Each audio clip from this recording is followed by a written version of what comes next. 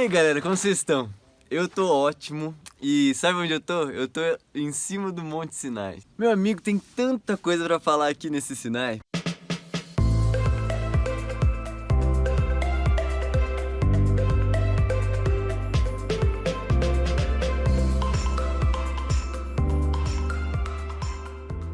Aqui a gente já precisa ir embora, então eu vou deixar essa reflexão aqui.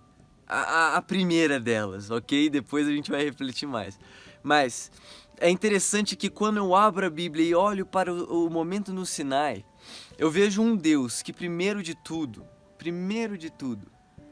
ele, ao invés de mostrar uma lista de regras, como muita gente pensa, como muita gente interpreta, como muita gente lida com os 10 mandamentos, ao invés de Deus aparecer e mostrar uma lista de regras e, se você não fizer isso, você morre, e simples assim, na verdade, tudo começa no capítulo 19, não no 20. E no 19 ele fala: eu escolhi vocês para ser uma nação de reis e sacerdotes, para ser um povo santo, e santidade, quando a gente olha pelo contexto bíblico, não tem a ver com viver separado do mundo, que não pode tocar os outros porque você vai se contaminar, e isso e aquilo. Na verdade, santidade, baseado na Bíblia, tem a ver com ser semelhante ao caráter de Deus. Então Deus ele está escolhendo um povo agora no meio dessa bagunça de adoração a ídolos, dessa bagunça religiosa que existia no mundo, para que este povo representasse o caráter de Deus perante os outros, para que houvesse um caminho, é este o caminho que você pode seguir, entende? E aí a gente chega no capítulo 20. E o capítulo 20 é uma lista de regras, começando pelos 10 mandamentos? Não também. Muita gente simplesmente ignora os primeiros versos e ignora que Deus não começa falando não terás outros deuses diante de mim.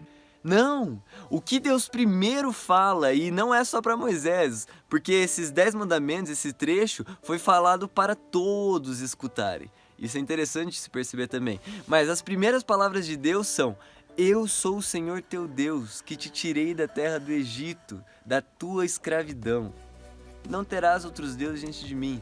Então, esse primeiro detalhe, assim, essa primeira parte da fala, me ensina algo que é isso que eu quero refletir nesse vídeo e eu espero que contribua com você também. O que isso nos ensina? Primeiro, que antes de qualquer lei, vem a graça. Antes. E isso não é Novo Testamento. Isso é a aliança do Sinai, isso é o que muitos associam à velha aliança.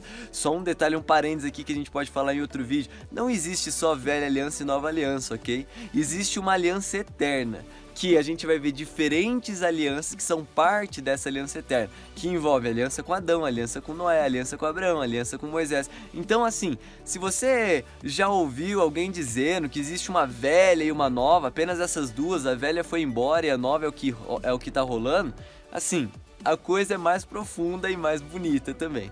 Mas fecha o parênteses aqui, depois a gente fala mais sobre isso. Então, antes de qualquer lei, vem a graça, e isso é Velho Testamento. Entende? Primeiro Deus salva e depois ele apresenta um novo estilo de vida. Entende? E aí eu começo a entender também que a graça não é algo que anula a lei, mas sim é pela graça que Deus me salvou, me justificou e agora, pela graça, ele me capacita a viver segundo esse padrão mais elevado de vida, que é expresso na revelação da lei também. Agora, outra coisa que o Sinai também me mostra é que esse Deus, o Deus de Moisés, o Deus de Israel, ele, ao invés de agir como outros deuses, que na verdade possuíam vários rituais para apaziguar o seu temperamento, esse Deus, na verdade, ele se revela. Você não dependia dos sacerdotes para saber o que Deus queria. Deus, ele revelou toda a vontade dele aqui no Sinai para todo mundo ouvir.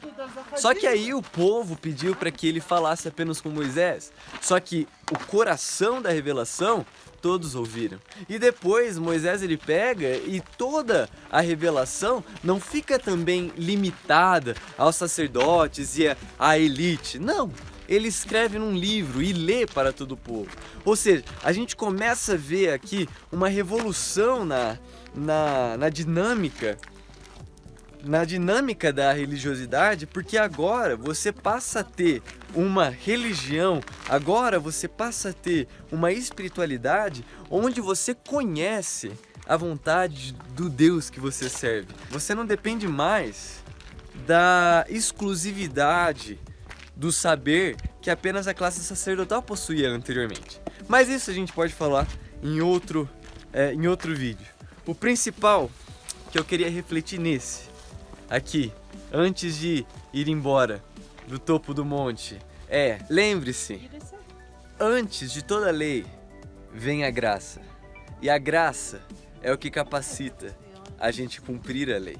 Então eu deixo aqui essa sugestão. Reflita sobre isso e pense se realmente a graça precisa anular a vontade de Deus revelada em sua lei, ou será que existe sentido em dizer que Deus nos salva para nos revelar um novo estilo de vida e nos dá a graça para nos permitir alcançar esse novo estilo de vida segundo o amor e a sabedoria que nos salvou. Bom, um abraço, até o próximo vídeo, falou!